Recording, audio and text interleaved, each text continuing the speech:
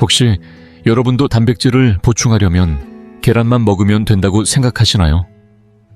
어쩌면 계란이 가장 간편하고 질 좋은 단백질 공급원이라고 굳게 믿고 계셨을지도 모릅니다. 매일 삶은 계란 한 알이면 건강에 보험을 드는 것처럼 느껴졌을 수 있습니다.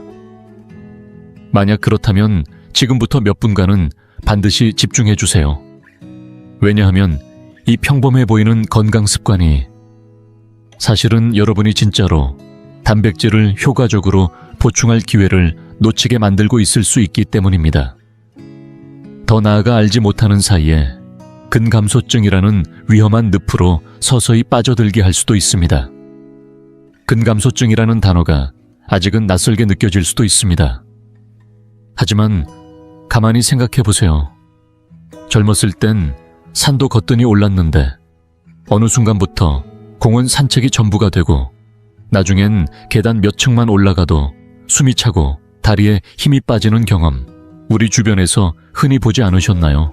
혹은 작은 병뚜껑 하나 열다가 얼굴이 벌개지고 소파에서 일어날 때 두 손을 짚지 않으면 일어나기조차 힘든 그런 순간 말입니다. 이건 단순히 나이 들었다는 뜻이 아닙니다. 바로 여러분의 근육이 지금 구조를 요청하고 있는 것입니다. 눈에 보이지 않는 도둑 근감소증이 조용히 여러분의 힘과 균형 감각, 그리고 독립적인 삶의 능력까지 빼앗아가고 있는 것입니다. 근육이 급격히 줄어들면 우리를 기다리고 있는 건 한 번의 위험한 낙상일 수 있고 그로 인해 오랜 기간 침대에 누워 지내야 할지도 모릅니다. 이건 결코 과장이 아닙니다. 지금 이 순간에도 수많은 가정에서 실제로 벌어지고 있는 안타까운 현실입니다. 나이 들어가는 우리 몸에서 근육을 지키고 세월의 침식을 버텨내게 해주는 단 하나의 황금 갑옷, 그 이름은 바로 단백질입니다. 오늘 이 영상에서는 여러분이 지금껏 믿어왔던 상식을 완전히 뒤집을 겁니다. 물론 저는 계란의 영양 가치를 부정하려는 게 아닙니다. 계란은 여전히 훌륭하고 간편한 단백질 공급원이며 우리 식탁의 좋은 친구입니다. 하지만 만약 여러분의 목표가 근감소증을 더 효율적으로 예방하고 나아가 잃어버린 근육을 되찾는 것이라면 지금부터 소개할 이 권위 있는 영양학계에서 정리한 최신 고단백 식품 10가지 순위표가 여러분의 눈을 뜨이게 해줄 것입니다. 이 목록에 오른 모든 식품은 같은 무게로 비교했을 때 계란보다 훨씬 더 놀라운 단백질 함량을 자랑합니다. 영상을 끝까지 보시면 여러분도 영양 전문가처럼 현명하게 식단을 구성할 수 있게 되고 최소한의 노력으로도 최대한의 근육 보호 효과를 얻어 근감소증의 위협에서 완전히 벗어날 수 있을 것입니다. 본격적인 내용을 시작하기에 앞서 혹시 지금 자신의 건강에 관심이 있다면 구독 버튼을 눌러주시고 알림 설정도 잊지 마세요.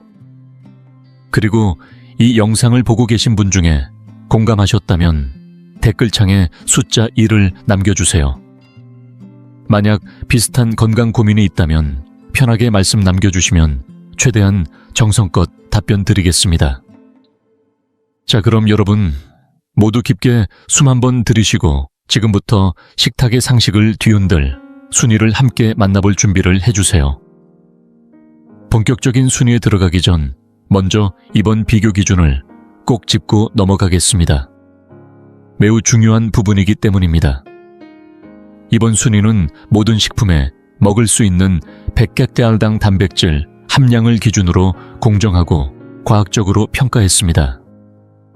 그런데 여기서 더 중요한 것이 있습니다. 우리는 단순한 양이 아니라 질을 더 중요하게 봤습니다. 여기서 말하는 질이란 바로 완전 단백질입니다. 완전 단백질이란 무엇일까요? 아주 쉽게 설명드리면 우리 몸이 스스로 만들어내지 못해서 반드시 음식으로 섭취해야 하는 9가지 필수 아미노산이 있습니다. 이 9가지를 모두 갖춘 단백질만이 진정한 완전 단백질로 불릴 수 있고 우리 몸에 가장 효과적으로 흡수되고 활용됩니다.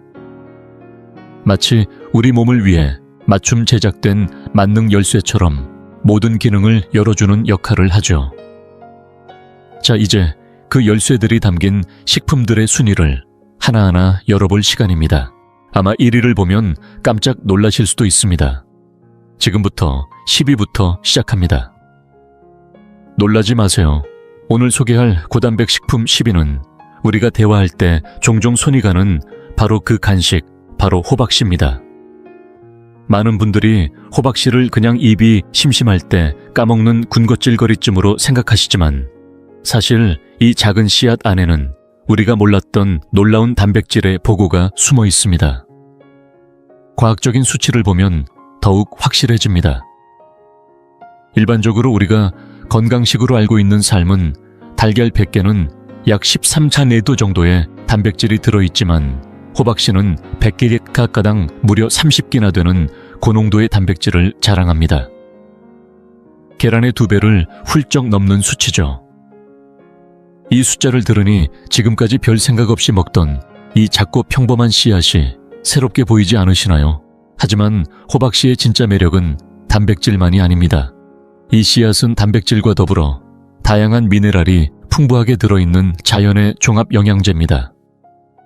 특히 마그네슘은 생명의 미네랄이라 불릴 만큼 우리의 심장 박동과 뼈 건강 근육 기능에 필수적인 영양소입니다.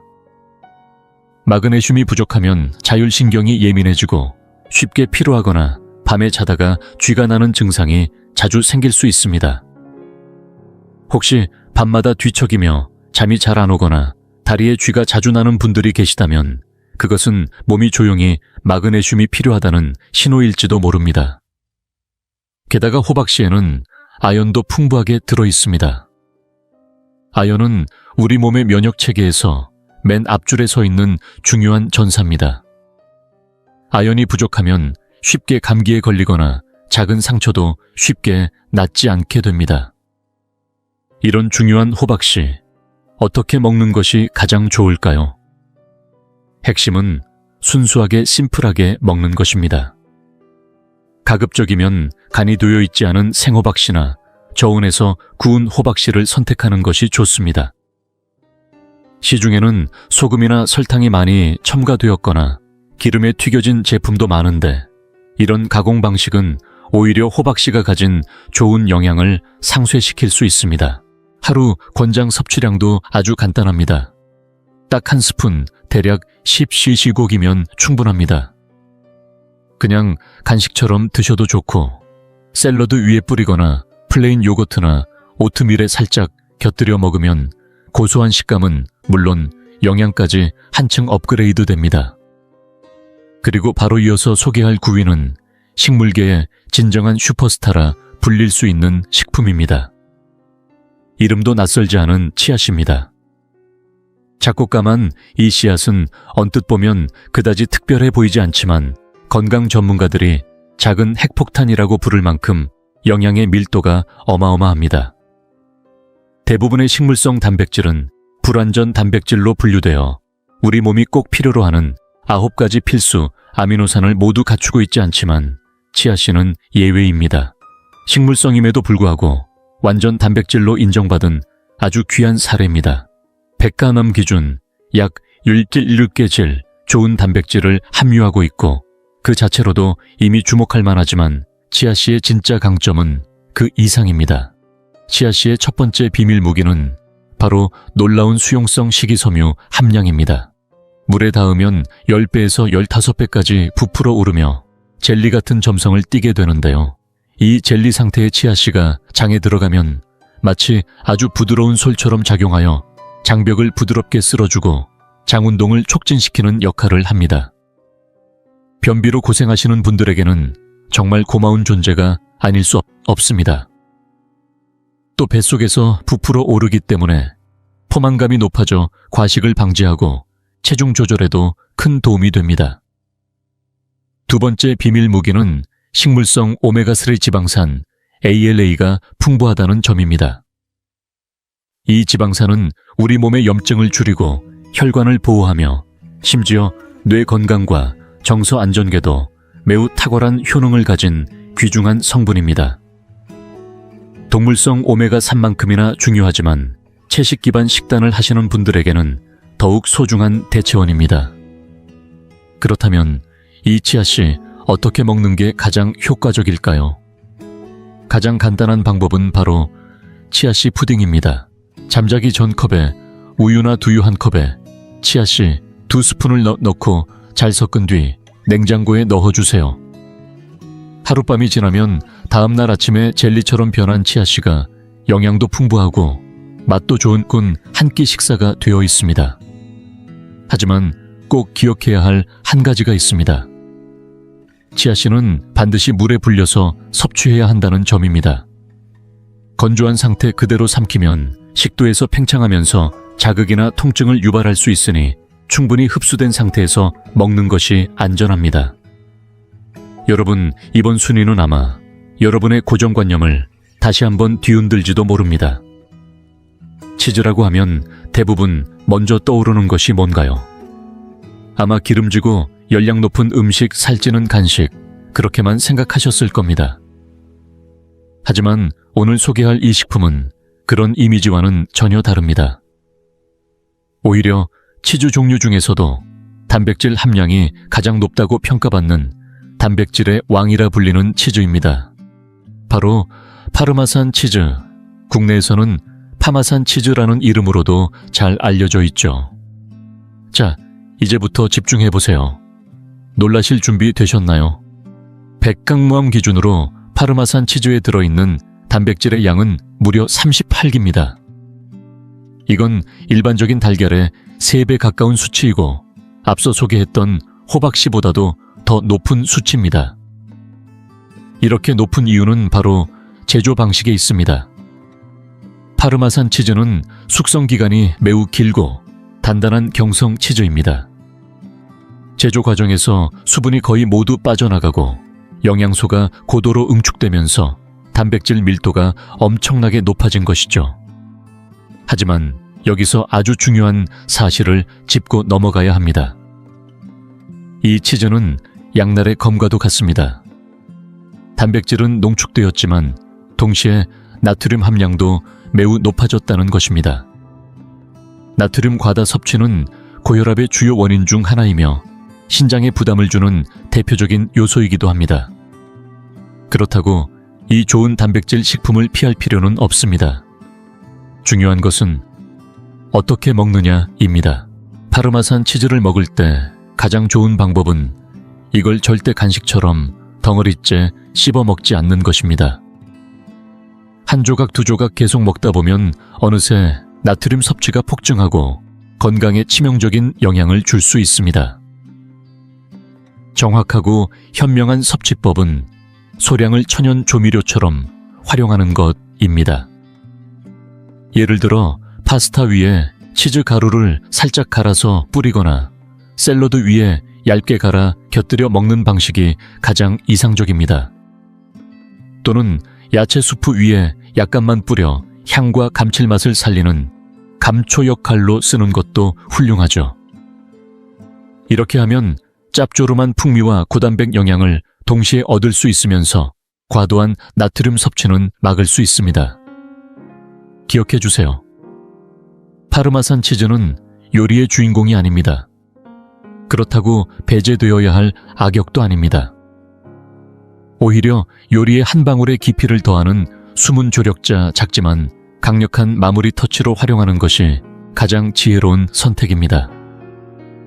자, 그렇다면 이제 다음 순위로 넘어가 볼까요?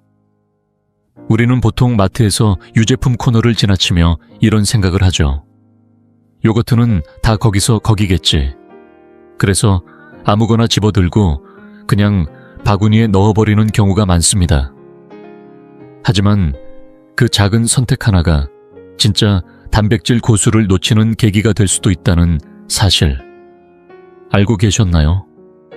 오늘 소개할 7위는 요거트 중에 요거트 바로 그릭 요거트입니다. 우리가 평소에 먹는 액상 요구르트나 일반 요거트와는 제조 방식부터가 다릅니다. 그릭 요거트는 발효된 우유에서 추가로 유청과 수분을 걸러내는 과정을 한 번 더 거칩니다.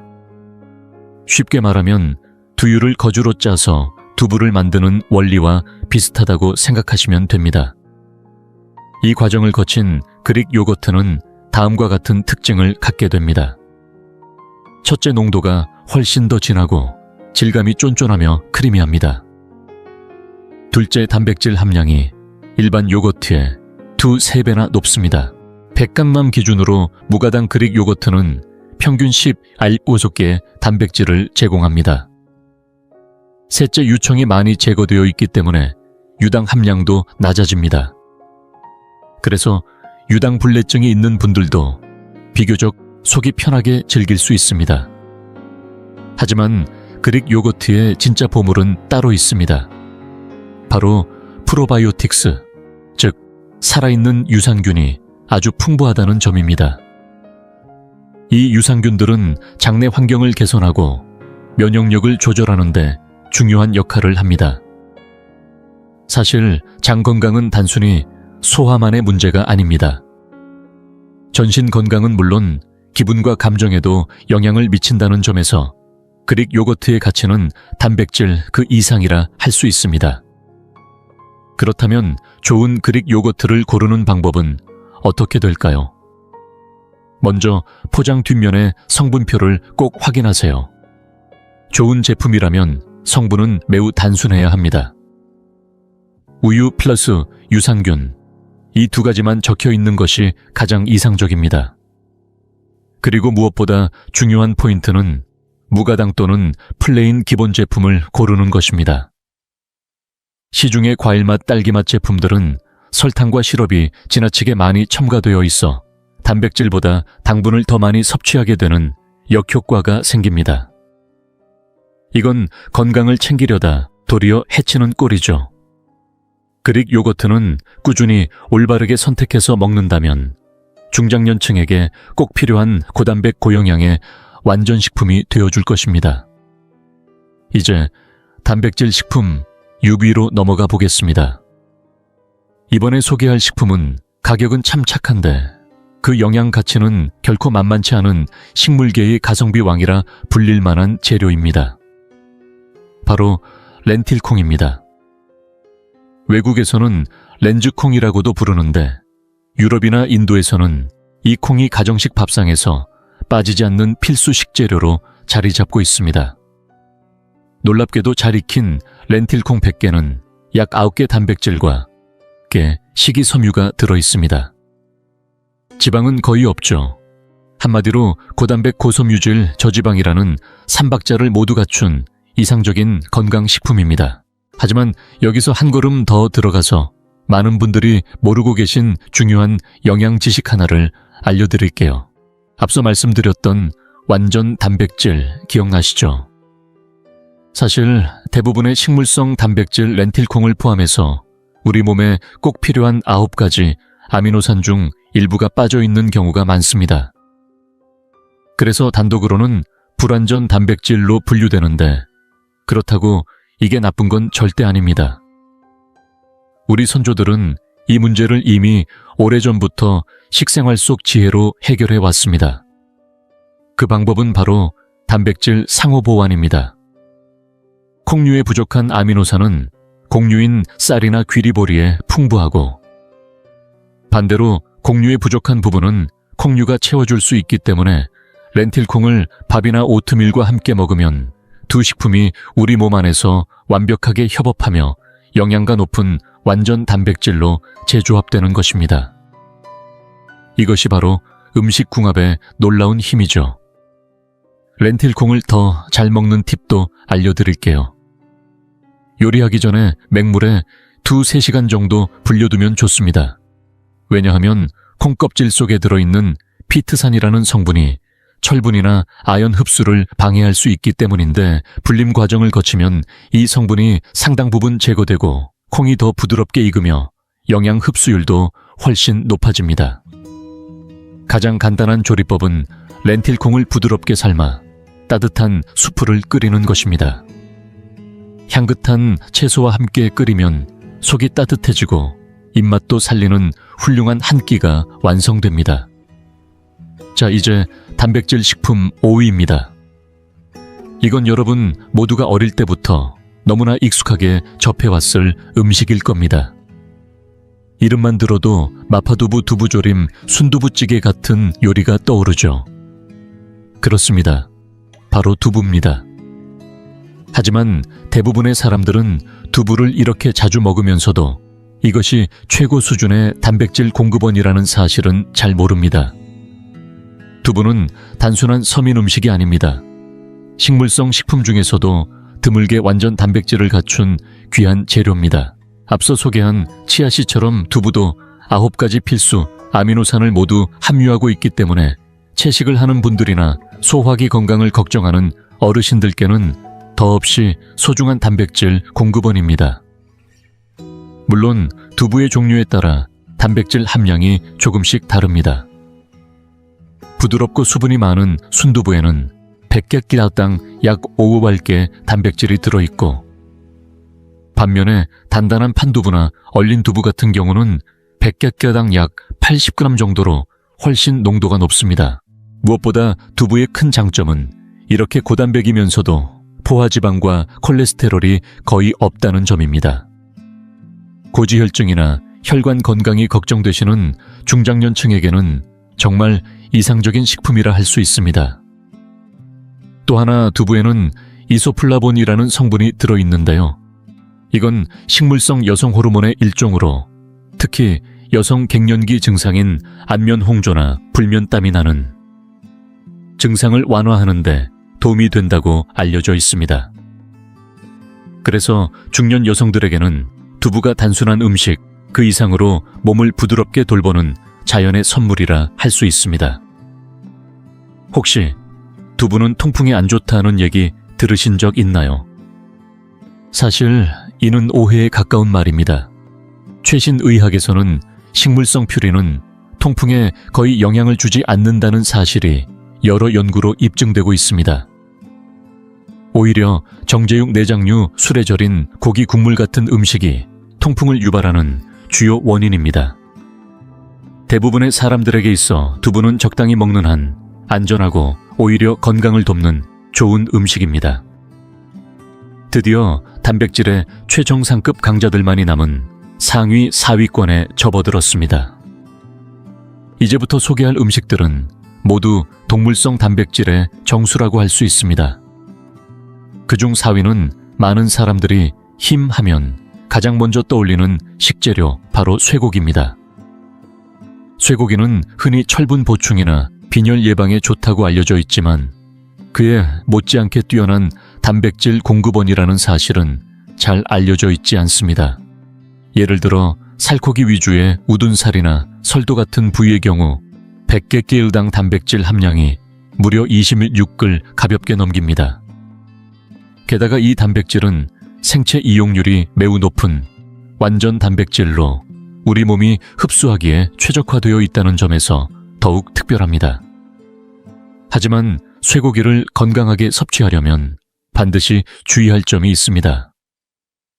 겉보기엔 아름다운 마블링, 즉 눈처럼 고르게 퍼진 지방이 보이는 꽃등심이나 안심 스테이크 같은 부위를 선택하면 단백질보다도 지방을 더 많이 섭취하게 되어 오히려 심혈관 건강에 큰 부담을 줄 수 있습니다.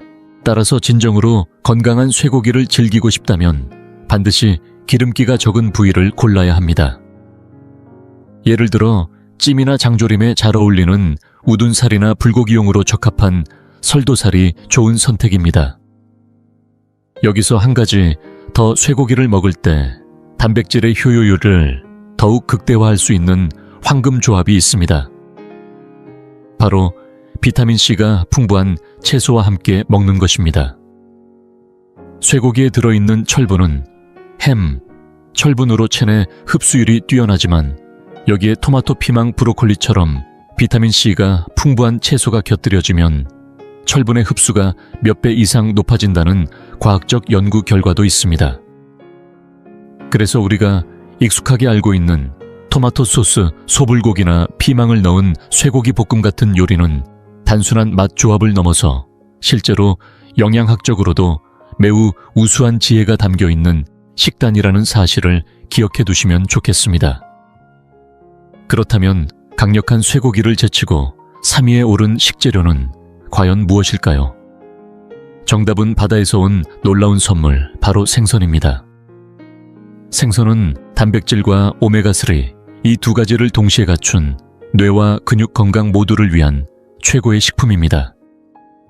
고등어, 꽁치, 연어는 물론이고 우리가 자주 먹는 삼치나 참치 같은 생선들도 100개당 단백질 함량이 대부분 20g 이상으로 매우 높고 품질 역시 뛰어납니다. 그런데도 생선이 쇠고기보다 앞서는 이유는 단 하나, 바로 생선만이 가지고 있는 특별한 이점, 즉 DHA와 EPA 같은 오메가3 불포화 지방산이 풍부하다는 점입니다. DHA는 우리 뇌와 망막을 구성하는 주요 성분으로 기억력 저하를 늦추고 시력을 보호하는 데 도움을 주며, EPA는 염증을 줄이고 나쁜 콜레스테롤을 낮춰주는 강력한 심혈관 보호 효과를 갖고 있습니다. 이처럼 생선은 단백질과 지방 모두에서 뛰어난 균형을 자랑하며 육류로는 절대 대체할 수 없는 독보적인 건강식품입니다. 물론 생선을 고를 때는 주의할 점도 있습니다. 일부 대형 어류는 수은 등 중금속이 축적될 위험이 있으므로 수명이 짧고 식물성 플랑크톤을 먹고 사는 소형 어류를 선택하는 것이 좋습니다. 제가 추천드리고 싶은 최고의 선택은 바로 멸치입니다. 멸치는 우리 식탁에서도 흔히 볼 수 있는 생선이지만 짧은 생애 주기 덕분에 중금속 축적 위험이 낮고 단백질과 오메가3는 물론 칼슘까지 풍부하게 함유하고 있어 가격 대비 영양 효율이 매우 뛰어납니다.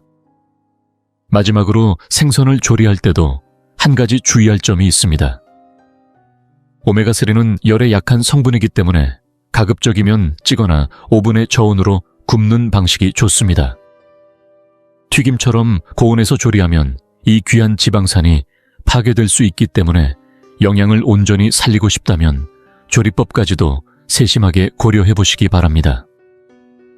이제 남은 순위는 단 2개, 곧 최고의 단백질 식품이 밝혀질 순간이 다가오고 있습니다. 과연 생선의 완벽한 영양 구성과 쇠고기의 강력한 존재감을 뛰어넘어 2위에 이름을 올린 식재료는 무엇일까요? 그 주인공은 아마 많은 분들께 익숙하면서도 의외일 수 있습니다. 바로 우리 식탁에서 가장 자주 등장하는 고기, 돼지고기입니다. 돼지고기라고 하면 혹시 먼저 삼겹살의 기름진 모습이 떠오르시나요? 그렇다면 그것은 오랜 시간 형성된 고정관념의 영향일 가능성이 큽니다. 사실 쇠고기와 마찬가지로 돼지고기 역시 어떤 부위를 선택하느냐에 따라 영양 가치가 완전히 달라집니다. 돼지 한 마리에서 가장 고단백 저지방 부위로 손꼽히는 것이 바로 안심입니다. 지방은 거의 없으면서도 단백질 함량은 100kg당 25, 30개 달하며 식감은 매우 부드럽고 연에서 많은 요리에 활용하기 좋습니다. 그래서 고기를 사러 갈 때는 무조건 삼겹살만 고르지 마시고 정육점 사장님께 꼭 안심 부위를 달라고 말씀해 보시길 바랍니다. 게다가 돼지고기도 완전 단백질로 분류되며 체내에 필요한 9가지 필수 아미노산을 모두 포함하고 있어 근육 생성과 조직 회복에 매우 효과적인 식품입니다. 여기에 비타민 B군과 철분도 풍부하여 에너지 대사와 혈액 건강에도 도움이 됩니다. 단, 조리 방식이 중요합니다. 기름에 튀기거나 진한 양념에 오래 재우는 조리법보다는 찌거나 굽는 건강한 방식이 이상적입니다. 이렇게 조리하면 단백질 손실 없이 돼지고기의 본연의 맛을 살릴 수 있을 뿐 아니라 영양도 그대로 섭취할 수 있습니다. 여기서 한 가지 전문적인 팁을 드리자면 돼지고기를 더 부드럽게 즐기고 싶다면 반드시 결반대 방향으로 썰어야 한다는 점입니다. 고기의 섬유질을 가로질러 자르면 씹을 때 훨씬 부드러운 식감을 느낄 수 있습니다. 또한 요리 전에 파인애플이나 키위 혹은 잘 익은 감귤이나 무화과즙 등에 살짝 재워두면 과일에 포함된 천연 효소가 고기를 연하게 만들어 더욱 부드럽고 소화도 잘 되게 도와줍니다. 그리고 마침내 이 오랜 순위 여정의 정점에 도달했습니다. 수많은 식품들이 등장했고 호박씨의 반전, 치아씨의 기적, 두부의 재발견, 그리고 돼지고기와 쇠고기의 진정한 가치까지 우리가 함께 확인해 왔습니다. 그렇다면 이 모든 경쟁자를 제치고 단백질 식품 순위에서 압도적인 1위를 차지한 진정한 챔피언은 누구일까요? 바로 근육을 위한 최고의 식재료, 껍질을 제거한 닭가슴살입니다. 이 평범한 고기가 어떻게 쇠고기와 생선 같은 강력한 후보들을 제치고 왕좌에 올랐을까요? 그 이유는 단 2가지로 요약할 수 있습니다. 첫째, 단백질의 순수성, 둘째, 압도적인 가성비입니다. 수치를 통해 살펴보면 껍질을 제거한 닭가슴살 100개는 무려 31개 달하는 단백질이 들어있으며 지방은 고작 3.6개 불과합니다. 이처럼 초고단백 초저지방의 완벽한 조합은 다른 어떤 고기와도 비교가 되지 않습니다. 마치 불필요한 기술은 모두 배제하고 내공만으로 승부하는 무림의 고수처럼 닭가슴살은 가장 순수하고 강력한 단백질만을 우리 몸에 제공합니다. 과학적으로 보더라도 닭가슴살은 생물가가 매우 높은 단백질 식품입니다. 이는 닭가슴살에 들어있는 아미노산의 조합이 인체가 필요로 하는 구성과 거의 동일하기 때문에 흡수율과 이용 효율이 매우 높다는 것을 의미합니다.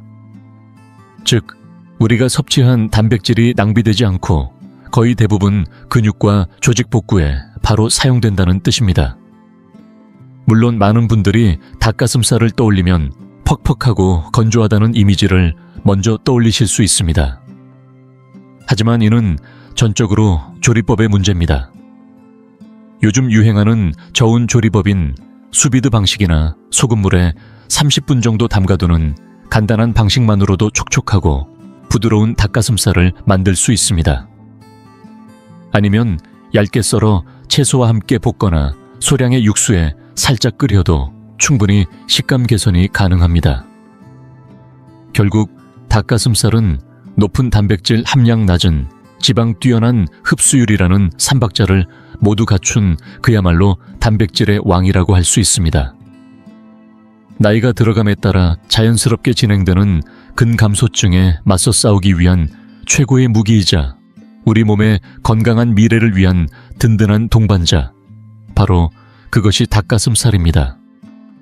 자, 이렇게 해서 단백질이 풍부한 10가지 식품 순위를 모두 알아보았습니다.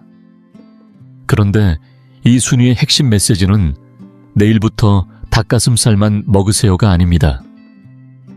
오히려 정말 강조하고 싶은 것은 다양성의 중요성입니다. 우리의 식단은 마치 오색 찬란한 정원처럼 식물에서 온 두부와 렌틸콩 바다에서 온 생선 육지에서 온 닭고기, 돼지고기, 소고기까지 균형 있게 담겨야 합니다. 그리고 잊지 마세요. 달걀은 여전히 우리의 훌륭한 단백질 친구입니다. 식단 사이사이에 자연스럽게 넣어주면 영양이 더욱 풍성해집니다. 그렇다면 가장 궁금한 질문으로 돌아가 보겠습니다. 하루에 도대체 얼마나 단백질을 섭취해야 할까요? 여기 아주 간단한 공식이 있습니다. 보통 상황에서는 자신의 체중 킬로에 1.0에서 1.1을 곱하면 하루 권장 단백질 섭취량이 나옵니다. 예를 들어 체중이 60kg인 어르신이라면 60 곱하기 1.2는 72g입니다. 즉 하루에 약 72개 단백질이 필요하다는 말이죠. 72기라니 감이 잘 안 오시죠? 그래서 제가 하루 식단 예시를 준비했습니다. 예를 들어 체중이 60kg인 분이 아침으로 무가당 그릭요거트 200개 단호박씨 한 큰술을 넣어 드신다면 약 24개 단백질을 섭취하게 됩니다. 점심에는 손바닥 크기의 닭가슴살을 구워 현미밥과 채소와 함께 드신다면 약 30g, 저녁에는 반모 정도의 판두부에 작은 생선 한 마리를 함께 조리해서 드신다면 20g 나눔 이상의 단백질을 손쉽게 채울 수 있습니다. 아침 25g, 점심 30g 나눔, 저녁 20g 나눔 합치면 벌써 75억이 넘습니다. 이렇게 음식만 잘 고르면 하루 권장량을 채우는 것은 생각보다 어렵지 않다는 걸 알 수 있습니다. 그렇다면 왜 중장년층일수록 1년 뒤에 높은 개수를 곱해야 할까요? 나이가 들수록 우리 몸의 단백질 합성 능력은 떨어지는데 근육은 오히려 더 빠르게 분해됩니다. 들이는 양은 줄고 빠져나가는 양은 늘어나니 당연히 근육 손실이 가속화되는 것이죠. 그래서 젊은 사람보다 더 많은 양의 단백질이 필요합니다. 우리 몸을 유지하고 쓰러지지 않는 다리를 만들기 위해서 말입니다. 하지만 마지막으로 반드시 큰 목소리로 경고드려야 할 것이 있습니다. 단백질이 좋다고 해서 무조건 많이 먹으면 절대 안 됩니다. 모든 영양소는 적정량이 중요합니다. 필요 이상으로 섭취된 단백질은 전부 신장이 처리하게 되는데 이것이 장기간 반복되면 신장에 큰 부담을 주게 됩니다. 그래서 제가 오늘 반드시 강조드리고 싶은 점은 만약 당신이 이미 만성 신장 질환이나 간 질환 진단을 받으신 상태라면 단백질 섭취량은 반드시 의사나 영양사의 지시에 따라야 한다는 것입니다. 무턱대고 인터넷 영상만 보고 따라 하시는 것은 절대 금물입니다. 반드시 꼭 기억해 주세요. 오늘부터는 달걀 하나만 열심히 삶지 마시고 이 건강한 단백질 식품 목록을 용기 있게 열어보세요. 마치 숙련된 영양 플래너처럼 매 끼니마다 색감과 영양이 풍부한 식단을 구성해 보시길 바랍니다. 그 속에 진짜 활력과 근육의 비밀이 숨어 있습니다. 이 영상이 여러분께 작은 도움이 되었기를 바라며 지금 이 소중한 정보를 가족, 친구, 이웃들과 꼭 나눠주세요. 우리 모두 과학적인 식생활을 통해 스스로의 건강을 책임지고 오랫동안 건강하고 활기차게 걷고 움직이고 누리는 삶을 살아가기를 진심으로 응원합니다. 그럼 다음 영상에서 또 뵙겠습니다. 설탕을 끊는다면 내 몸에는 어떤 일이 벌어질까? 사실 우리는 이미 알고 있습니다. 설탕은 건강에 좋지 않다는 걸요. 수십 년 동안 수없이 들어왔습니다. 단 것을 줄이세요. 설탕은 피하세요. 하지만 정작 우리는 여전히 설탕을 먹습니다. 왜 그럴까요? 그 이유는 아주 간단합니다. 우리에겐 왜 해야 하는지에 대한 강력한 이유, 강한 동기가 없기 때문입니다. 해야 할 건 알지만 그 이유가 마음 깊이 와닿지 않기 때문에 쉽게 무너지는 겁니다. 운동도 마찬가지입니다. 누구나 운동이 필요하다는 걸 알지만 막상 실천하지 않는 건 그 중요성이 삶의 우선순위로 연결되지 않아서입니다. 심지어 병원에 가서 당뇨나 고혈압, 인슐린 저항성 진단을 받았을 때조차도 의사는 말합니다. 체중을 줄이세요. 살만 빼면 괜찮아집니다. 하지만 동시에 체중을 줄이기 더 어렵게 만드는 약을 함께 처방합니다. 이 모순 속에서 환자는 더 혼란스러워지고 변화는 더 멀어집니다. 그래서 오늘 이 영상에서 저는 여러분이 설탕을 끊어야 하는 이유를 마음 깊이 납득할 수 있도록 단순한 다이어트나 체중의 문제가 아니라 몸속에서 어떤 변화가 일어나는지, 어떤 호르몬이 반응하고 그 결과 건강이 어떻게 바뀌는지 아주 구체적이고 설득력 있게 하나하나 풀어드릴 겁니다. 무엇보다 여러분이 끝까지 보고 나면 이제는 왜 해야 하는지가 분명해질 겁니다. 그리고 그 이유가 마음속에 강하게 남아 실제로 멈출 수 있는 용기로 바뀌길 진심으로 바랍니다. 가장 해로운 음식이 무엇인지 묻는다면 단연코 설탕이라고 말씀드릴 수 있습니다. 설탕은 단순히 달콤한 맛을 내는 식재료가 아닙니다. 그것은 몸속에서 인슐린 저항성을 촉진시키고 궁극적으로는 온갖 대사질환의 뿌리가 됩니다. 단 한 번의 섭취로도 인슐린 저항성을 자극하고 이를 반복하면 점점 더 몸이 지방을 태우지 못하는 구조로 바뀌게 됩니다. 그 결과 체내에 쌓여있는 지방을 꺼내 쓰지 못하고 오히려 계속해서 음식을 원하게 되는 식욕 중독 상태에 빠지는 겁니다. 설탕은 배를 채우기 위한 음식이 아닙니다. 칼로리가 많고 적음의 문제가 아닙니다. 이것은 몸을 조용히 망가뜨리는 중독성 강한 약물에 가깝습니다. 설탕을 먹으면 뇌는 일시적인 보상 신호를 보내고 다시 그 자극을 찾게 됩니다. 그래서 배가 고프지 않아도 무언가 자꾸 먹고 싶고 식사 외에 간식을 찾게 되는 겁니다. 그 욕구는 단순한 입의 욕심이 아니라 호르몬의 왜곡에서 비롯된 생리적인 신호입니다. 설탕은 지방을 저장하게 만드는 호르몬인 인슐린을 분비시키고 그 인슐린은 동시에 지방 연소를 막습니다. 즉, 우리가 이미 쌓아둔 지방을 꺼내 쓰지 못하게 만들고 대신 계속해서 새로운 에너지원, 즉 음식 섭취를 요구하게 되는 것이죠. 이런 상태가 지속되면 몸은 지방을 계속 저장하고도 만족하지 못한 채 더 많은 음식을 갈망하게 됩니다. 그리고 이 인슐린 저항 상태는 단순히 체중 증가로 끝나지 않습니다. 과식과 잘못된 식습관으로 인한 체중 증가는 단지 겉으로 드러나는 결과일 뿐, 진짜 문제는 그 뒤에 숨은 인슐린 저항성과 그것이 불러오는 만성 염증입니다. 이 염증은 조용히 전신을 망가뜨립니다. 혈관 간 신경, 눈, 심장, 면역 기능까지 모든 기관이 영향을 받습니다. 중요한 건 이런 고리의 중심에 설탕이 있다는 점입니다. 단지 살이 찐다는 것이 문제가 아닙니다. 살이 찐다는 그 자체보다 왜 그렇게 되었는지를 들여다보면 늘 설탕과 인슐린 저항이 중심에 있습니다. 여기서 꼭 짚고 넘어가야 할 것은 이 모든 과정에서 칼로리라는 개념은 사실상 별로 중요하지 않다는 것입니다. 많은 분들이 아직도 칼로리만 줄이면 된다 라고 믿고 있지만 현실은 다릅니다. 문제는 칼로리의 숫자가 아니라 그 칼로리가 어디서 왔느냐입니다. 질 낮은 탄수화물, 특히 정제된 설탕과 밀가루에서 온 칼로리는 몸속에서 완전히 다른 반응을 유도합니다. 그것은 단순한 에너지원이 아니라 대사 시스템을 교란시키는 물질입니다. 결국 건강을 무너뜨리는 건 칼로리의 양이 아니라 칼로리의 질입니다.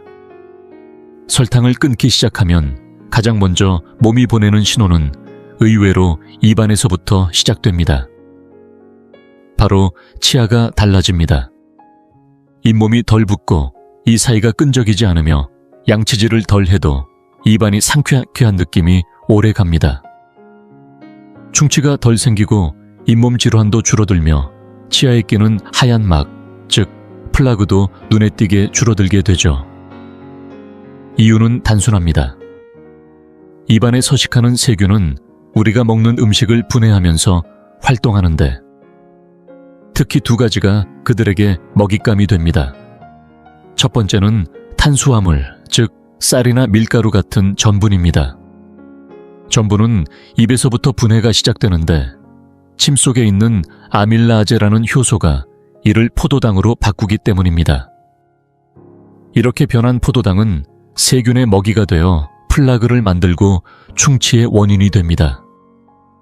그런데 여기에 설탕까지 더해지면 상황은 훨씬 악화됩니다. 설탕은 자당이라는 형태로 존재하는데 이 자당은 포도당 50%, 과당 50%로 이루어져 있습니다. 문제는 우리가 입에서 자당을 분해하는 효소를 만들지 못한다는 점입니다. 대신 입안의 세균들은 이 자당을 아주 잘 분해할 수 있는 효소를 갖고 있습니다. 과당은 특히 산성도가 높아 세균이 이를 소비하면 강한 산을 만들어내는데 이 산이 치아에 미세한 구멍을 뚫고 충치를 유발하는 직접적인 원인이 됩니다. 포도당은 산은 적지만 끈적임이 강해 세균이 치아 표면에 오래 머물 수 있는 환경을 만듭니다. 결국 입안에 끈적한 이물감 찝찝함 냄새까지 만들어지게 되는 것이죠. 혹시 하루에 2-3번씩 양치를 하지 않으면 입안이 불쾌하게 하고 껄끄러운 분들이 계시다면 한번 설탕과 가공된 전분 탄수화물 섭취를 줄여보세요. 양치를 하지 않아도 입안이 상쾌한 느낌이 얼마나 오래 가는지 스스로 느끼게 되실 겁니다. 물론 양치를 하지 말라는 뜻은 아닙니다. 하지만 설탕을 끊으면 매번 칫솔질에 의지하지 않아도 기본적으로 입안이 깨끗하고 기분 좋은 상태를 유지할 수 있다는 것은 굉장한 변화입니다. 식사를 한 후 치아가 끈적해지고 거슬리는 이물감이 생기는 느낌 한 번쯤은 경험해 보셨을 겁니다. 그런데 한번 생각해 보세요. 고기나 채소를 먹었을 때 그런 끈적임이 생기던가요? 전혀 그렇지 않습니다. 오직 설탕과 가공 전분이 그런 불쾌한 느낌을 만들어내는 겁니다. 결국 우리가 입안에서 느끼는 상쾌함과 불쾌함의 차이는 무엇을 먹느냐에 달려 있습니다. 설탕을 끊는다는 것은 단순히 충치를 예방하는 수준이 아닙니다. 입안의 세균 환경산, 생성 플라그 형성까지 통째로 바꿔내는 근본적인 변화입니다. 그것이 바로 치아 건강이 회복되는 가장 빠른 시작이 설탕을 끊는 것인 이유입니다. 설탕을 끊기 시작하면 몸이 가장 먼저 회복을 시작하는 부위 중 하나가 관절입니다. 많은 분들이 발가락 관절이 붓고 욱신거리고 밤마다 이불을 건드리는 것만으로도 비명을 지를 정도로 아픈 통풍을 경험해 보셨을 겁니다. 그 고통의 중심에는 바로 과당이 있습니다. 우리가 흔히 섭취하는 가공된 설탕은 절반이 과당으로 이루어져 있습니다. 이 과당은 몸속에서 요산의 생성을 크게 증가시킵니다. 요산이 많아지면 그것이 결정체가 되어 관절 사이에 쌓이고 마치 유리 조각처럼 날카롭게 주변 조직을 찌르며 극심한 통증을 유발합니다. 특히 엄지발가락의 관절에 가장 많이 생기지만 사실 우리 몸의 어느 관절에서든 발생할 수 있습니다. 더 나아가 과당은 단지 요산만 늘리는 것이 아니라 인슐린 저항성과 지방간의 주범이기도 합니다. 인슐린 저항이 생기면 몸은 지방을 연소하지 못하고 계속 저장만 하게 되며 간에서는 지방이 쌓여 만성 피로와 대사질환으로 이어집니다. 이 모든 과정은 또다시 요산 수치를 올리고 결국 통풍으로 연결됩니다. 하지만 설탕을 끊으면 이 고리가 끊어집니다. 과당이 줄어들면서 요산 수치가 낮아지고 인슐린 저항이 완화되며 간 기능이 개선되기 시작합니다. 이것은 단지 통풍을 예방하는 것이 아니라 몸 전체의 호르몬 균형을 다시 잡아주는 과정의 시작이 됩니다. 우리 몸의 호르몬은 모두 연결되어 있습니다. 그 중에서도 코르티솔과 인슐린은 생존과 직결된 긴급 반응 호르몬입니다. 높은 스트레스나 급격한 혈당 상승은 뇌의 위기 상황으로 인식되어 이 두 호르몬이 급격히 분비되는데 이 상태가 반복되면 다른 모든 호르몬 시스템이 영향을 받습니다. 하지만 설탕을 끊고 혈당이 안정되기 시작하면 이 두 축도 자연스럽게 안정됩니다. 인슐린이 안정되면 당연히 혈당의 급격한 오르내림이 줄어들고 코르티솔도 과도하게 작동하지 않게 됩니다. 그러면 수면 호르몬인 멜라토닌의 분비가 방해받지 않고 밤에 자연스럽게 졸음이 오고 깊은 수면에 들 수 있게 되는 겁니다. 즉, 설탕을 줄이면 단순히 혈당만 안정되는 것이 아니라 그 연쇄 반응으로 인해 밤에 더 잘 자게 됩니다. 그리고 또 하나의 중요한 변화는 야간에 자주 화장실에 가는 일이 줄어든다는 것입니다. 당뇨병이나 인슐린 저항이 심한 경우 혈중 포도당이 일정 기준을 넘어서면 신장이 그 당을 소변으로 배출하려고 합니다. 이때 당은 수분을 끌고 나가면서 소변량이 많아지고 밤마다 몇 번씩 잠에서 깨게 되는 겁니다. 그래서 많은 분들이 노화 때문이라고 생각하는 야간뇨도 사실은 혈당 문제와 밀접한 관련이 있습니다. 하지만 설탕을 줄이고 탄수화물을 어느 정도 제한하면 몸은 저장해두었던 글리코겐을 먼저 사용하게 됩니다. 글리코겐은 다량의 물을 함께 저장하는데 이를 연소하게 되면 수분도 함께 빠져나가 초기 며칠간은 오히려 화장실을 자주 가는 느낌이 들 수 있습니다. 특히 첫날 밤은 잠이 자주 깰 수도 있습니다. 그러나 그 반응은 극히 일시적입니다. 대부분 하루 이틀 안에 지나가며 이후에는 혈당과 수분 대사가 안정되면서 밤에 편안하게 잠들고 아침까지 깨지 않고 잘 수 있는 몸으로 바뀌게 됩니다. 설탕을 끊는 것은 단순한 식습관 조절이 아닙니다. 통풍에서 시작해간 건강 호르몬 균형, 수면의 질까지 전신을 회복시키는 치유의 첫 걸음입니다. 설탕을 끊으면 놀랍게도 뇌의 기능이 눈에 띄게 달라지기 시작합니다. 많은 분들이 나이가 들면서 기억력이 흐릿해지고 집중이 잘 안 되거나 이유 없이 기분이 가라앉고 불안한 감정을 자주 느끼곤 합니다. 그런데 이 모든 변화의 뒤에는 바로 혈당의 불안정과 인슐린 저항이라는 이름의 조용한 방해꾼이 숨어 있습니다. 우리가 음식을 먹으면 포도당이 혈액으로 흡수되고 인슐린은 그 포도당을 세포 안으로 들여보내 에너지로 쓰게 해주는 열쇠 역할을 합니다. 그런데 설탕을 자주 섭취하게 되면 인슐린이 점점 제대로 작동하지 않게 되고 이것이 바로 인슐린 저항입니다. 그 결과 포도당은 세포 안으로 들어가지 못한 채 혈액 속에 남아버리고 뇌세포는 연료 부족 상태에 빠지게 됩니다. 뇌는 굉장히 섬세한 기관입니다. 일정한 에너지원이 꾸준히 공급돼야만 맑은 사고와 감정 조절이 가능해지는데 설탕과 가공식품이 반복되면 혈당은 들쭉날쭉 롤러코스터처럼 오르내리고 뇌는 순간순간 피로해지고 혼란스러워집니다. 집중이 안 되고 기억이 흐려지고 작은 일에도 감정이 쉽게 요동치는 이유가 바로 여기에 있습니다. 하지만 설탕을 끊기 시작하면 상황은 완전히 달라집니다. 혈당이 안정되면서 뇌에 공급되는 에너지도 일정해지고 에너지의 질이 좋아지면 뇌는 더 이상 기복 속에서 버티기만 하지 않아도 됩니다. 결과적으로 머리가 맑아지고 생각이 정리되며 하루를 살아가는 집중력과 감정의 탄력이 살아나기 시작합니다. 그리고 이 변화는 단순한 기분 전환에 그치지 않습니다.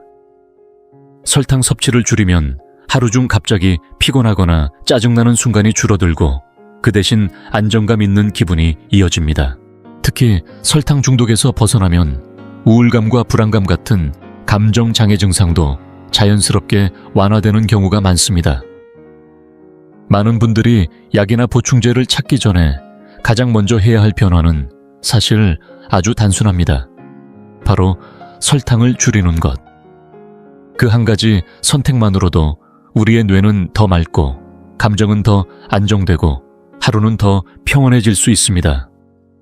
나이가 들수록 내 안의 균형이 더 소중해지는 만큼 뇌가 보내는 이 신호에 귀 기울여 보시기 바랍니다. 설탕을 끊으면 눈이 먼저 숨을 쉽니다. 나이가 들수록 글씨가 번져 보이고 밤 운전이 힘들어지고 불빛 주변이 뿌옇게 번져 보인다고 느끼는 분들이 많습니다.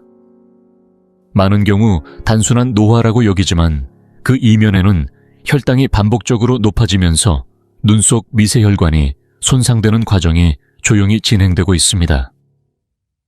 망막은 눈 가장 안쪽에서 빛을 받아들이는 얇고 섬세한 막인데 이 부위에는 머리카락보다 더 가느다란 미세혈관이 그물처럼 깔려 있습니다. 혈당이 높게 유지되면 이 미세혈관부터 무너지기 시작하고 이것이 바로 망막병증으로 이어지는 첫 관문입니다. 혈당과 망막 손상의 연관성은 연구와 임상에서 이미 매우 널리 확인되어 있습니다. 혈당이 자주 오르내리거나 계속 높게 유지되면 당분이 단백질과 결합해 변성된 물질, 즉 당화, 최종 생성물이 생깁니다.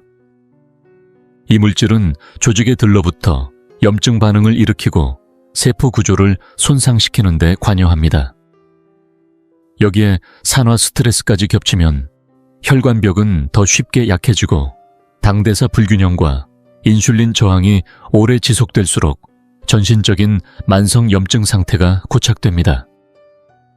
이런 모든 과정이 각각 따로가 아니라 서로 겹겹이 쌓여 눈 조직 전체를 압박합니다. 또 하나 중요한 점은 높은 혈당이 단지 혈관 안에만 머무르지 않는다는 것입니다. 혈관 주변 조직으로 당분이 스며들면 삼투작용이 일어나 물이 끌려 들어오고 그 결과 혈관을 둘러싼 기점막이 붓고 두꺼워집니다. 부어오른 막은 점점 탄력을 잃고 혈액과 영양소의 흐름을 방해하게 됩니다. 그뿐 아니라 혈관벽을 지지해주는 혈관 주위 세포도 손상을 받는데 이 세포들이 약해지면 혈관은 쉽게 새고 찢어집니다. 결국 기저막은 두꺼워지고 새며 제 역할을 하지 못하고 그 과정이 반복되면 미세혈관 질환이 진행되고 망막병증으로 이어집니다. 망막병증이 진행되면 초기에는 증상이 거의 없을 수 있어 더 위험합니다. 그러나 미세출혈이 반복되고 부종이 쌓이면 시야가 흐려지고 치료 시기를 놓칠 경우 시력 저하나 실명으로까지 연결될 수 있습니다. 그래서 당 조절이 잘 안 되던 분이 갑자기 시력이 떨어졌다고 느끼면 이미 상당한 손상이 진행된 뒤인 경우가 적지 않습니다.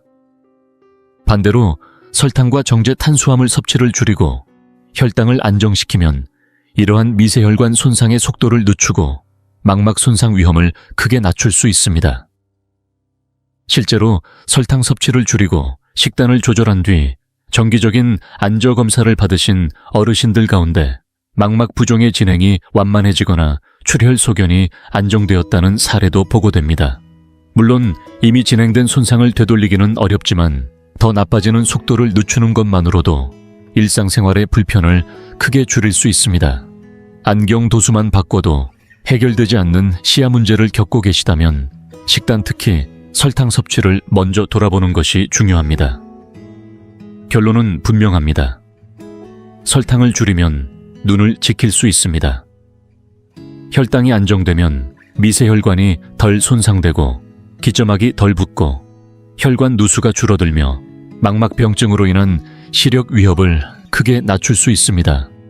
실명 위험까지 이어질 수 있는 변화를 식탁 위에서 예방할 수 있다면 오늘 당장 달콤한 간식을 줄이는 선택은 결코 작지 않은 결단입니다. 지금부터라도 한 숟가락 적게, 한 컵 덜 달게 시작해보세요. 내일 아침 다시 세상을 또렷하게 바라볼 힘이 그곳에서 시작될 수 있습니다. 설탕을 줄이면 눈만 좋아지는 게 아닙니다. 똑같은 이유로 신장과 말초신경 역시 조용히 회복되기 시작합니다. 눈과 마찬가지로 신장도 수많은 미세혈관으로 구성되어 있습니다. 이 중 가장 중요한 구조는 사구체라고 불리는 여과장치입니다. 바로 이곳에서 몸속의 노폐물을 걸러내고 소변으로 배출할 것과 다시 몸으로 보낼 것을 분류하는 아주 정교한 작용이 이루어지죠. 그런데 이 사구체 역시 미세혈관으로 되어 있어 혈당이 높으면 그 구조가 쉽게 무너지게 됩니다. 눈의 미세혈관이 손상되면 시야가 흐려지고 신장의 미세혈관이 손상되면 체내의 노폐물과 수분을 제대로 걸러내지 못하게 되며 결국 심부전으로 이어질 수 있습니다. 더 무서운 건 이 손상이 진행되기 전까지 뚜렷한 자각 증상이 거의 없다는 겁니다. 그래서 많은 분들이 병원에서 신장기능 저하라는 말을 처음 들었을 때 이미 상당한 손상이 진행된 상태인 경우가 많습니다. 하지만 설탕 섭취를 줄이면 이 미세혈관의 손상 속도를 늦추고 신장 기능을 더 오랫동안 지킬 수 있게 됩니다. 이와 같은 미세혈관 손상은 신장에만 영향을 주는 것이 아닙니다. 손끝과 발끝까지 이어지는 가느다란 말초신경도 마찬가지로 미세혈관을 통해 산소와 영양분을 공급받습니다. 그런데 혈관이 손상되면 신경에 필요한 혈류가 부족해지고 결국 신경세포가 약해지기 시작합니다. 그 결과 손끝, 발끝이 저리거나 감각이 무뎌지거나 찌릿한 통증이 생기며 심하면 감각 자체를 잃는 경우도 생깁니다. 이런 신경 손상은 단순한 불편함을 넘어서 아주 심각한 결과로 이어질 수 있습니다. 감각을 잃으면 다쳤는지도 모르는 사이에 상처가 덧나고 작은 부상이 큰 감염으로 발전하며 결국 절단으로 이어지는 경우도 생깁니다. 특히 발끝, 발바닥, 발가락이 대표적인 부위입니다. 이런 상황에서 가장 위험한 것이 바로 샤르코 관절이라 불리는 질환입니다. 이 질환은 단순히 감각을 잃는 것을 넘어 관절 위치를 인지하는 뇌의 감각 기능, 즉 고유 감각이 사라지는 상태입니다. 우리가 눈을 감고도 팔꿈치를 굽히거나 발바닥이 땅에 닿았는지 인지할 수 있는 건 이 고유 감각 덕분인데, 설탕이 원인이 된 신경 손상이 이 기능까지 무너뜨리면 무게중심이 어긋나고 관절에 잘못된 압력이 반복적으로 가해지며 관절이 파괴되는 일이 생깁니다. 특히 무릎 발목 관절이 흔하게 영향을 받습니다. 문제는 여기에 그치지 않습니다. 감각을 잃으면 다친 줄도 모르고 어디를 다쳤는지도 몰라서 같은 부위를 반복해서 다치게 됩니다. 혈액순환까지 나빠져 있으면 상처가 아물기도 어려워지고 결국 작은 상처 하나가 수술 절단, 심지어 감염 합병증까지 번지게 되는 것입니다. 그러나 이 끔찍한 악순환도 설탕을 줄이는 것만으로 일정 부분 막아낼 수 있습니다. 혈당이 안정되면 미세혈관이 덜 손상되고 말초신경이 산소와 영양을 제대로 공급받게 되며 감각도 회복의 길로 들어서게 됩니다. 관절을 지키고 발끝을 지키고 스스로 움직이는 삶을 오래 유지하기 위해 지금 설탕을 내려놓는 선택은 작지만 결정적인 변화의 시작입니다. 분명히 기억해야 할 사실이 하나 있습니다. 설탕은 실명 신장 기능 저하, 그리고 발가락 절단과 같은 무서운 결과를 초래하는 근본 원인입니다. 그런데 놀라운 점은 설탕을 줄이기만 해도 우리 몸의 면역력은 훨씬 강해진다는 것입니다. 그 이유는 다양하지만 가장 중요한 것 중 하나는 설탕이 우리 몸의 백혈구 활동을 억제한다는 점입니다. 백혈구는 외부로부터 들어온 바이러스나 세균, 독소 등을 감지하고 이를 감싸 삼켜 없애는 작용을 합니다. 이를 식균 작용이라고 부르는데 설탕은 이 과정을 방해합니다. 특히 우리 몸의 백혈구 중 60% 이상을 차지하는 호중구는 설탕의 영향을 가장 많이 받습니다. 설탕이 많아지면 이 호중구의 활동력이 떨어지며 감염에 대한 방어선이 무너지는 것이죠. 또한 설탕은 활성산소의 생성을 증가시키고 이는 우리 몸의 모든 세포, 특히 면역세포를 포함한 조직들에 손상을 입힙니다. 장기적으로 설탕은 만성염증을 부추기고 그렇게 되면 면역 시스템은 항상 과잉작동 상태에 놓이게 되어 점점 지치고 약해집니다. 게다가 설탕은 비타민C, 아미노산 전해질과 같은 중요한 영양소의 흡수와 운반에도 방해가 됩니다. 우리 몸은 이런 영양소를 흡수할 때 운반체를 사용하는데 설탕이 많아지면 이 운반체에 먼저 달라붙어 다른 필수 영양소들의 자리를 빼앗게 되는 것이죠. 결국 면역에 꼭 필요한 비타민과 미네랄이 제때 전달되지 못하고 면역력은 더욱 떨어집니다. 아마 대부분의 분들이 감기나 몸살을 앓기 전날 달콤한 음식을 유난히 많이 먹은 날이었다는 걸 떠올리실 겁니다. 그것은 우연이 아니라 몸이 바로 반응한 결과입니다. 그리고 설탕을 줄이면 피부도 훨씬 건강해집니다. 설탕은 여드름 피부염, 붉은기와 같은 다양한 피부염증과 밀접한 관련이 있습니다. 물론 설탕만이 유일한 원인은 아닙니다. 최근에는 알레르기 자가 면역 문제, 장내 미생물 불균형처럼 염증을 유발하는 요소들이 다양해졌습니다. 하지만 분명한 건 설탕은 이 모든 문제를 악화시킨다는 점입니다. 따라서 피부에 염증이 있거나 만성적인 트러블을 겪고 있다면 설탕을 줄이는 것이 문제 해결의 첫걸음이 될 수 있습니다. 설탕을 끊는다고 모든 게 바로 나아지지는 않겠지만 염증과 면역 문제의 뿌리를 하나씩 잘라내는 과정은 분명 시작됩니다. 또한 설탕을 줄이면 우리 몸은 점점 인슐린 감수성이 높아지게 됩니다. 다시 말해 인슐린이 정상적으로 작동할 수 있는 상태로 회복되는 것입니다. 인슐린 저항성이란 인슐린이 제 역할을 못하게 된 상태를 말하는데 이는 결국 당뇨병 2의 2형으로 진행될 수 있습니다. 설탕을 줄이면 이 위험을 근본적으로 낮출 수 있습니다. 게다가 지방간의 위험도 함께 줄어듭니다. 비알코올성 지방간의 주요 원인은 과도한 인슐린과 과당 섭취입니다. 특히 과당은 간에서만 대사되기 때문에 설탕이 많아질수록 간에 부담이 누적됩니다. 결국 혈당이 올라가고 인슐린이 또 과잉 분비되며 악순환이 시작됩니다. 하지만 설탕을 줄이면 간은 휴식을 되찾고 지방간은 악화되지 않고 멈추게 됩니다. 물론 지방간 자체는 초기엔 큰 증상을 유발하지 않지만 인슐린 저항과 연결되어 있기 때문에 무시하면 강형화나 다른 합병증으로도 이어질 수 있습니다. 그러니 지금 이 순간부터라도 설탕을 줄이는 건 우리 몸 전체에 긍정적인 방향으로 영향을 미치게 됩니다.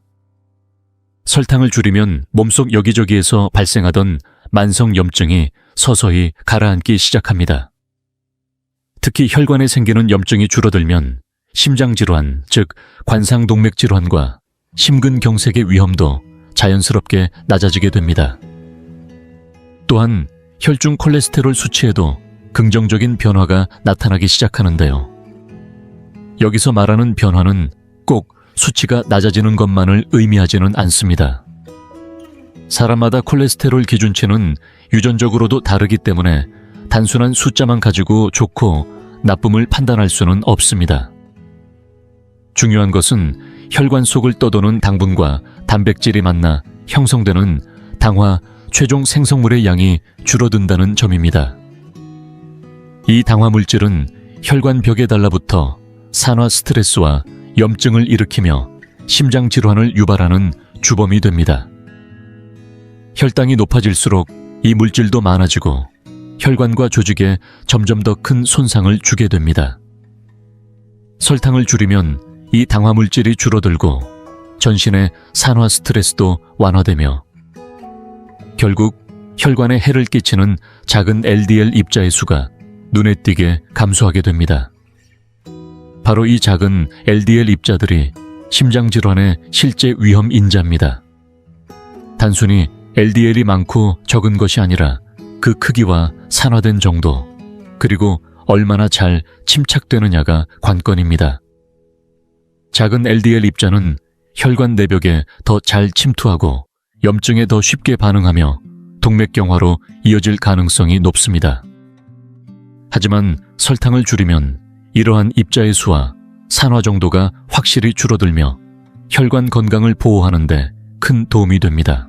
최근에는 NMR이라는 정밀 콜레스테롤 검사를 통해 이 작은 LDL 입자의 수와 평균 크기까지도 측정할 수 있습니다.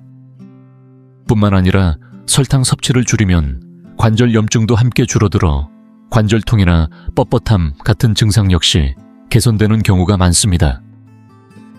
몸이 전반적으로 붓기가 빠지고 움직임이 훨씬 가벼워지는 걸 느끼게 됩니다. 그리고 많은 분들이 관심 갖는 부분이죠. 바로 체중. 설탕을 줄이면 진짜 의미 있는 체중 감량이 가능해집니다. 여기서 말하는 진짜 감량은 단기적으로 수분만 빠지는 요요, 다이어트와는 전혀 다릅니다. 많은 분들이 다이어트를 시작하면 처음 빠지는 1-2kg은 대부분 수분이고 일정 기간 고통을 참다가 체중이 줄어들면 곧 식단을 멈추고 원래대로 돌아갑니다. 그렇게 다시 살이 붙는 악순환이 반복되죠.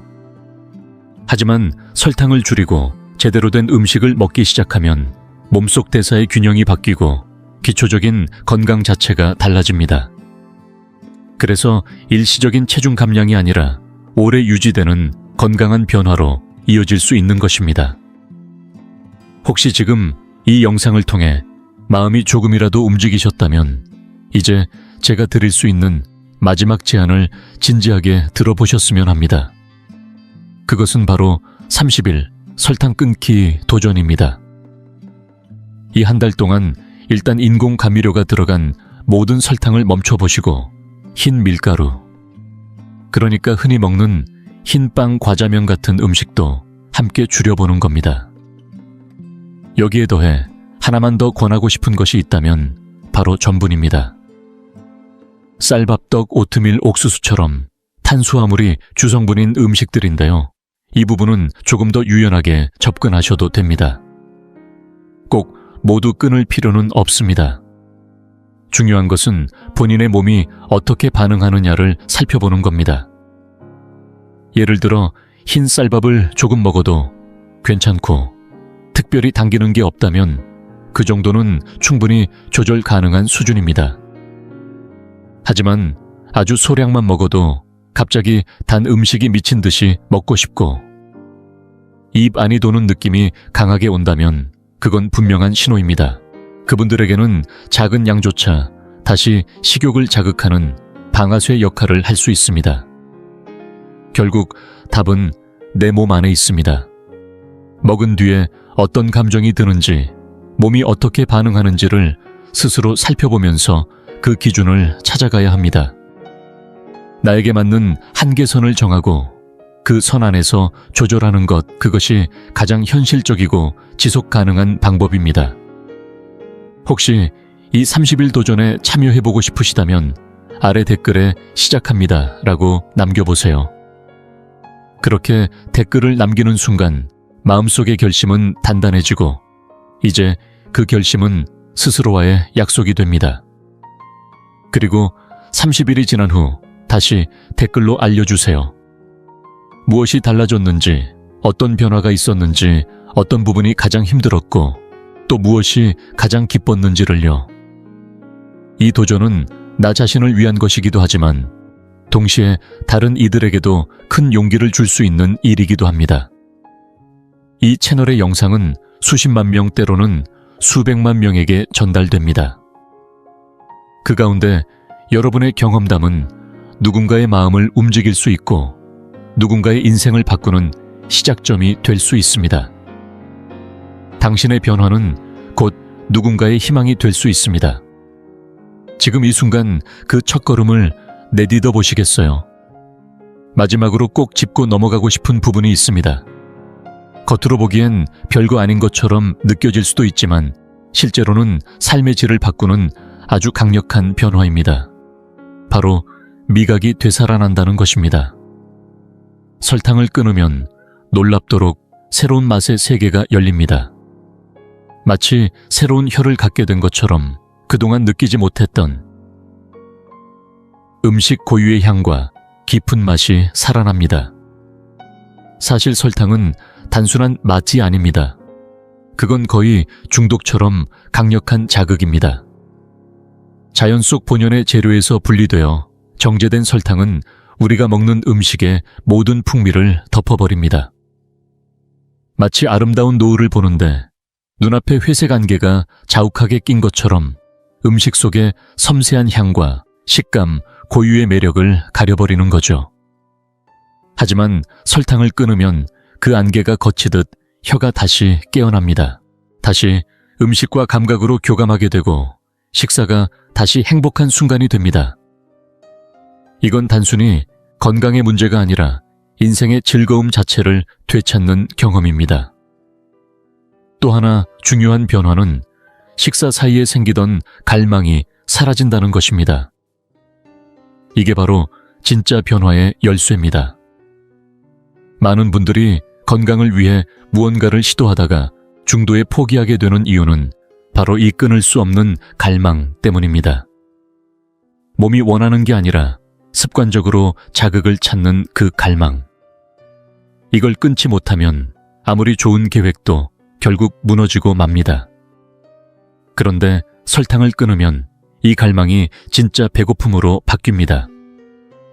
그리고 그 진짜 배고픔은 우리 몸에 필요한 음식을 향해 움직입니다. 가공식품이나 군것질이 아닌 따뜻한 국 한 그릇 구수한 나물 고소한 계란이나 생선처럼 진짜 음식이 당깁니다. 그렇게 진짜 음식을 먹으면 놀랍게도 다음 식사까지 아무 생각도 나지 않게 됩니다. 허기가 아닌 만족이 찾아옵니다. 그래서 식사 횟수도 자연스럽게 줄고 군것질 생각도 거의 나지 않습니다. 많은 분들이 하루 두 끼로도 충분하다는 걸 경험하게 됩니다. 더 이상 끌려가지 않고 내가 내 식욕을 다스리는 삶이 시작되는 거죠. 혹시 오늘 이 영상이 도움이 되셨다면 꼭 좋아요 눌러주시고요. 앞으로도 건강에 도움이 되는 영상 절대 놓치고 싶지 않으시다면 구독과 알림 설정까지 꼭 부탁드립니다. 다음 영상에서 여러분의 삶을 더 깊이 변화시켜드릴 이야기를 가지고 다시 찾아뵙겠습니다. 감사합니다.